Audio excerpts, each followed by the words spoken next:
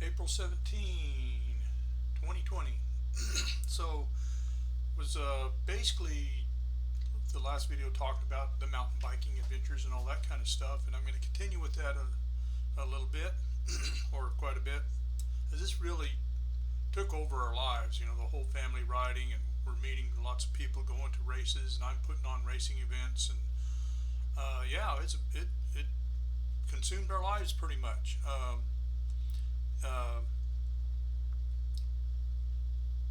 I had gone, you know, I was racing, doing that stuff, and but was also occasionally I'd hear about a little local 5 kilometer run or something, and I'd go and do that, kind of keep the cross training going.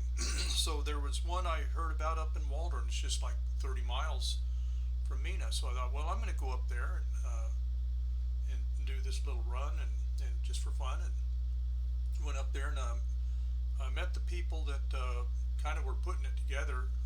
This couple, Ed and Susan Hawkins. I refer to as Sue, just like my Sue. And oh my gosh, this Ed Hawkins guy. I mean, I'm looking at him and going, this guy's a bodybuilder or something. He's just this huge. He's probably shorter, a little bit shorter than me, but man, I mean, he is huge. And then his thighs are just massive, and I mean, just muscled all over. Impressive build, and his wife obviously in very good shape too. So we do the run and got talking with him, and gosh, we shared a lot of interests as far as just anything and everything. And they moved to Arkansas, very very similar reasons that we had. They had them a little farm. They were raising cows and chickens and stuff, and doing the gardening. And he's putting on this little 5K race. So cool. We at some point, I think I talked him into the mountain biking. I can't remember how whether I brought my bikes down and let him ride it or whatever, but boy, they jumped right into it. They both got their mountain bikes, and they became regular riding buddies, because we're down in two little small rural towns, and at the time there was me in Mina, an avid mountain biker, and I didn't know of anybody else except for some other friends that I eventually wrangled in, getting their family riding too. Pretty soon we had 3 or 4 families, mom and pop and children riding from with Waldron and a few in Mena, Arkansas. So that was good. Had a lot of good time. A lot of it was involved with camping adventures and biking and jumping in lakes and streams and stuff. Arkansas is wonderful. I cannot deny that as far as recreation. uh, so I can remember we got Ed and his wife and his son interested, and I said, "Man, you need to come and come up and ride this trail. It's up on top of the mountain at the state park." He says, "Yeah, we've been up there at the state park. I didn't know there was a trail, whatever." So I take him up there, and we start at the state park, and we're gonna maybe, just it's there's no it's not there's no loop. This is the Washita Trail. It starts in Oklahoma and heads all the way to Little Rock. You get on it and go as far as you want. So we start from the state park, and I mean, it's just like there's these stair step rocks, and there's these steep, and pretty soon we're in this real, oh gosh, it's overgrown, and there's these slippery rocks slipping off, and he's had a hell of a time. And I mean, it's a challenge, and he's, god damn it, having to get off his bike, and he says, "Have you ridden this trail before?" And I said, "Yeah." He says, "Well, why the hell would you ever want to ride it again?" And the deal is, it's funny with Ed. I mean, he eventually became a very good rider, but he was so huge, from the weight lifting. He played football in college and all, and at this time we're fairly young men, and it was just like all this upper body weight wasn't helping him at all. If you look at your top cyclists, they're pretty trim guys. They might have impressive calves, but they're not going to go out and be really trying to. Oh, I got to have that huge muscle up there. And but he stuck with me, and I started going. Okay, it doesn't make sense to take him to the worst trail, and we started going to the funner trails. You just buzzing through the trees, up through little creeks and stuff, and it's a joy. Anybody that rides, they know what I'm talking about. It's a joy. Um, the but the Washita Trail, it was a foot traffic only designated. Any time you came to the trailhead to get on the trail, you'd see this. There's a sign there that says Washita Trail, blah blah blah. They had mile markers and all this kind of stuff out there on the trail, and but right there it made clearly no horses, no bicycles, no motorcycles, hiking only.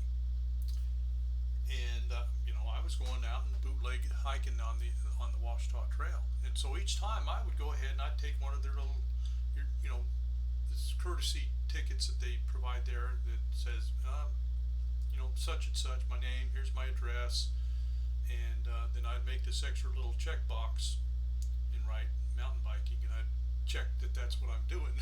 So every time I rode, I would check, and they, eventually I'm going to go. Eventually they're going to call me and say, "What am I doing?" They never called, so I just kept doing it. But at some point, me and Ed are looking at it and we go, "There's a lot of this. It's really good, but it needs, it's underused. It needs repair." And I'll tell you what, the mountain biking had become the guys that knew how to build trails and how to repair trails and were really good at maintaining and keeping a trail upkeep with the mountain biking trails that we had, like the Wample and others around Hot Springs. And so me and Ed, we approached the National Forest, or initially it was just me trying different things. There was going to be this meeting of the it was like over in Oklahoma, and it was related to primarily the Washita Trail, and it was a Sierra Club kind of people.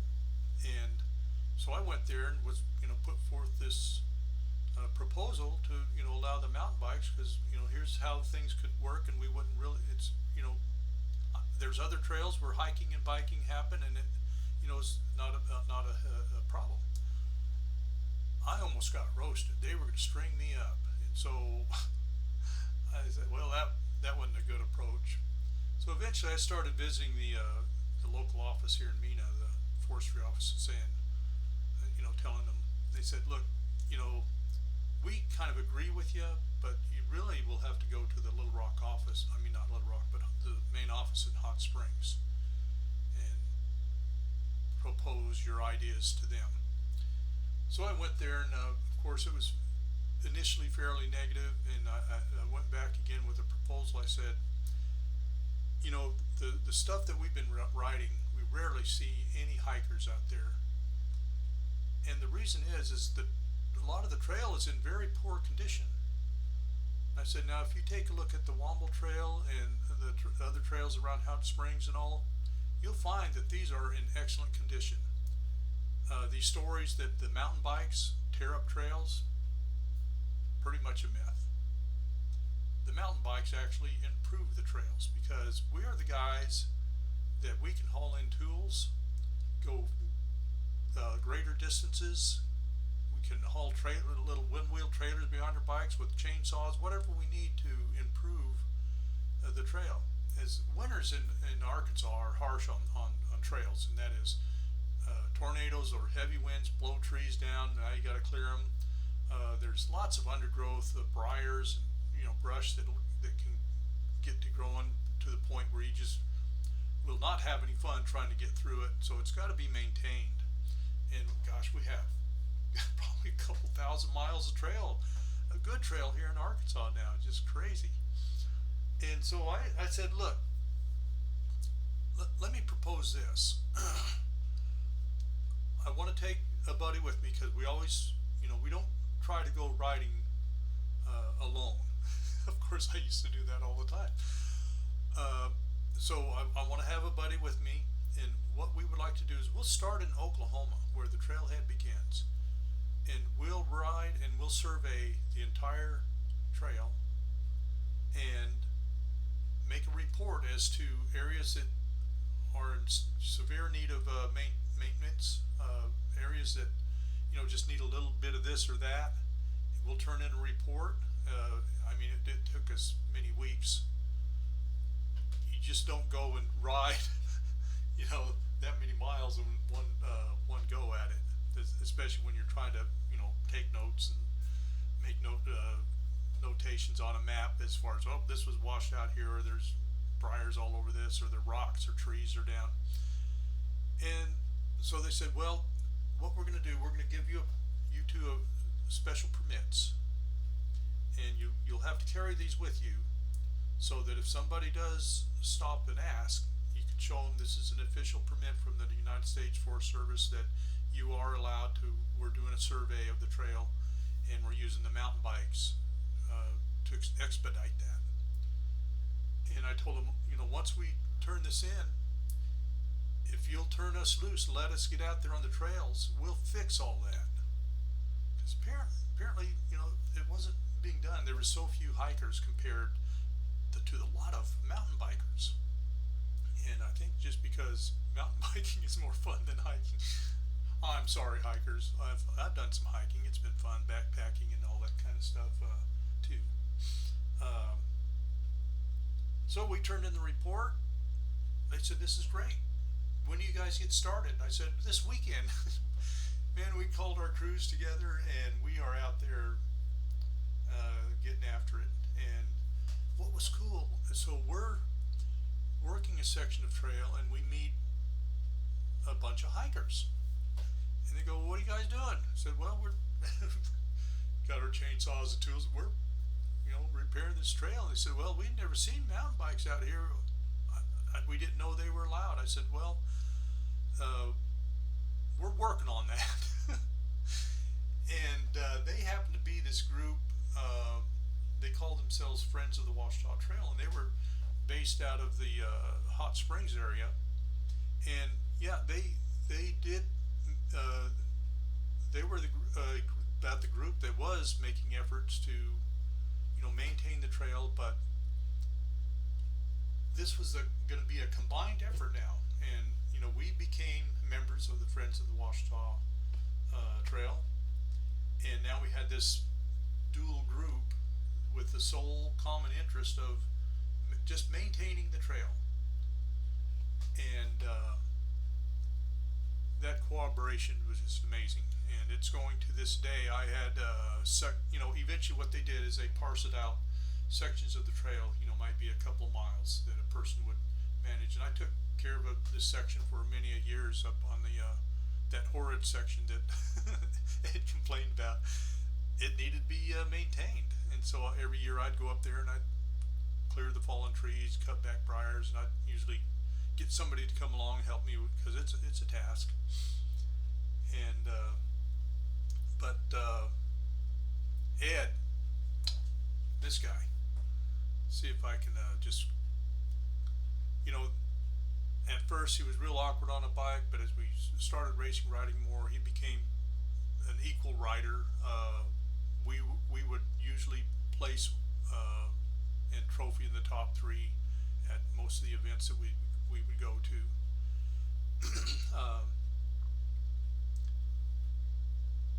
Yeah, it was fun. A lot of years of good riding, but there's a few incidents I'll tell you about, some stories with Ed, because these are kind of funny. I don't know why so much happened with Ed, but it was just because we rode a lot together. So one I remember, we're fairly early, and we're riding the Wumble Trail, and we're still riding an old section that would kind of take us into it was over this cliff overlooking the Washita River, and I mean, the trail's this wide, and we've got Sue and Ed and their son, and I've got at least probably maybe Justin and Daniel with us, And so we're on this high cliff, and I mean, it's a straight drop off down to the river.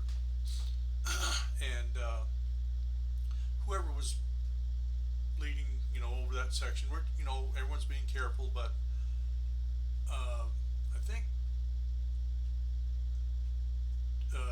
Justin had to come to a sudden stop. He wasn't sure about himself. Came to a sudden stop, which caused Susie to have to suddenly brake, and she didn't get.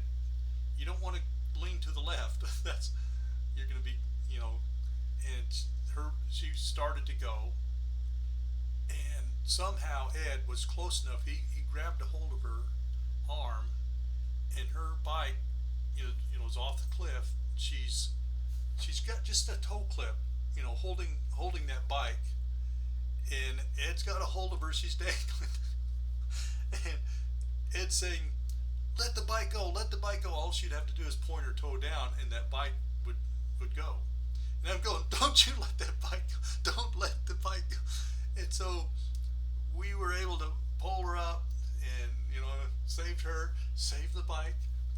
These were getting expensive. And what was awesome is just Ed holding that, and he just with one arm pulls her and the bike back up onto the trail. I'm just amazed. Handy to have that guy around. Another time, kind of a similar situation. We're out riding back some old logging roads around his property. Not on his property, but back behind somewhere. I can't remember exactly where. Just old logging roads. And it had rained, and so the surface is kind of perfect. It's not muddy. Good grip. Man, we're training. We're really pumping it. And we come to this turn, and all of a sudden there was just this slick mud, and man, I hit it, and that bike slid out. Then it hit the berm, and it pitched me up over the bike, and I landed the biggest briar patch that you can imagine. I'm landing. I'm just like, oh, I can't. I don't even want to move, because it was just like there's briar stickers in me grabbing, and these are big vines. They just want to. They're not going to break. They're going to hold on to you. And I'm going, oh, Ed, help me out here. And I thought he'd, slowly pull, some briars away and stuff. He says, "Well, give me your hand," and he just goes, rips me out of that briar bush, and I'm going, "Oh my God, why did you do that?" And he says, "It's the best way to do it. Otherwise, you try to do it 10 to 15, 20 minutes of pain trying to, I said, just one, whatever." And I'm just all ripped to shreds. And yeah, he's probably right on that. I mean, if I didn't have him there, or even if I did have someone to try to pick, each of those. And then there was a time we're riding out in the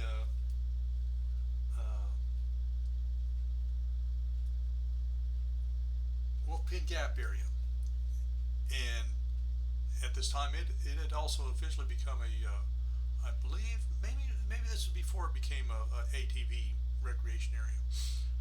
That came later. So we're out there. We're going to ride the big loop. It's about an 18-mile loop that you can do out there. And so we are now about the furthest you can get away from where our cars are back up at the highway. And there's a steep descent with these nice little hoop-de-doos, we call them. It's just these little ramp jumps, and then you can catch some air, and do a little kick, catch some air, and land and get ready for the next one. And so I'm going down, oh boom, I'm putting on the little show, and all of a sudden I hear behind me, and I look back, and Ed has just totally eaten it, and he's not moving. I'm going, oh my God, I've killed Ed.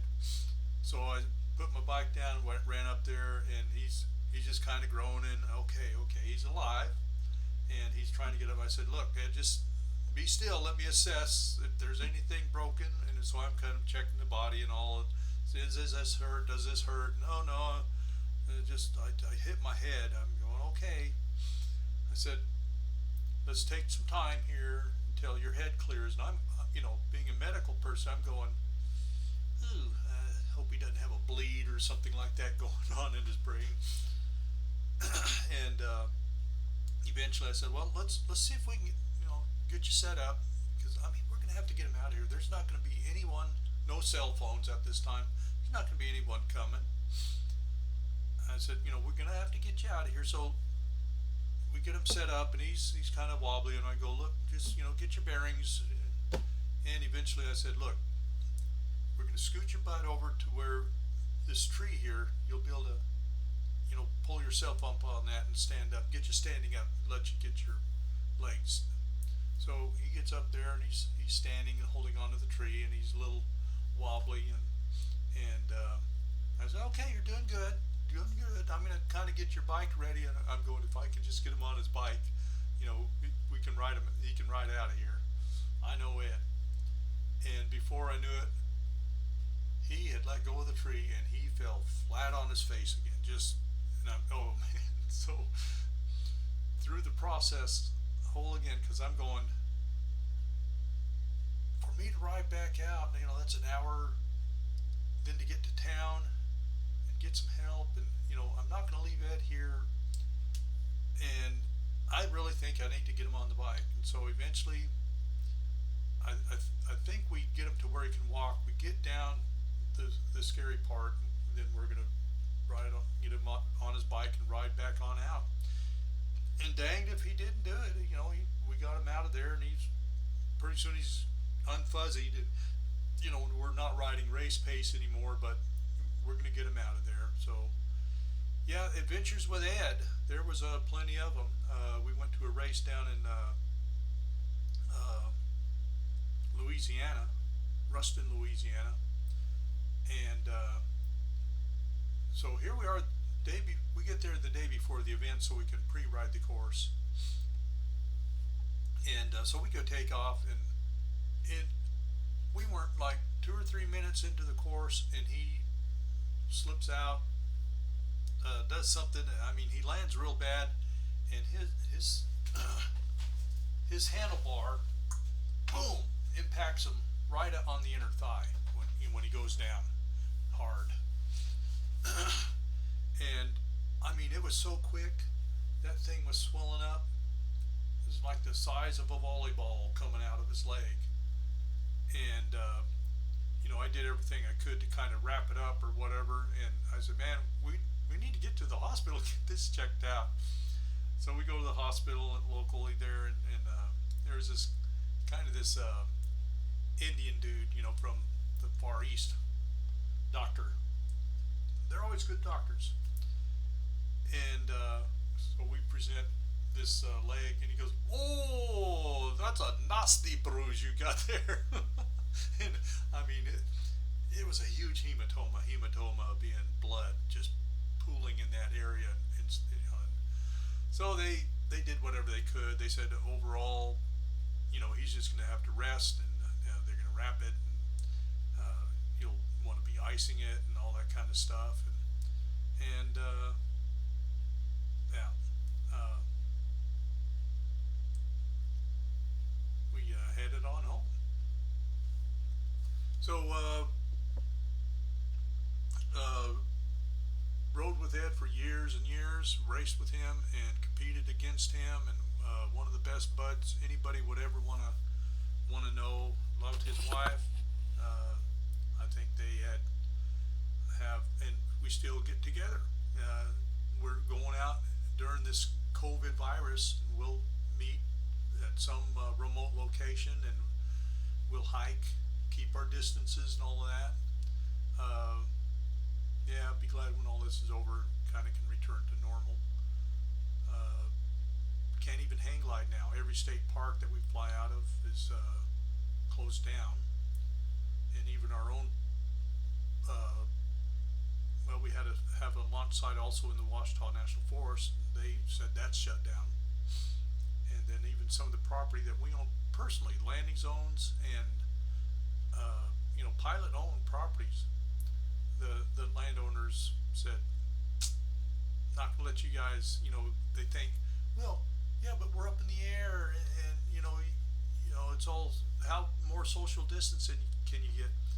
No, because every hang gliding and paragliding activity these days ends with somebody needing to ride with somebody up to the top of the mountain to retrieve this, or got 16 guys in the back of a pickup truck. Nah, no, don't need to be doing that, guys. So I'm looking forward to when we can return back to flight. Gonna call that good.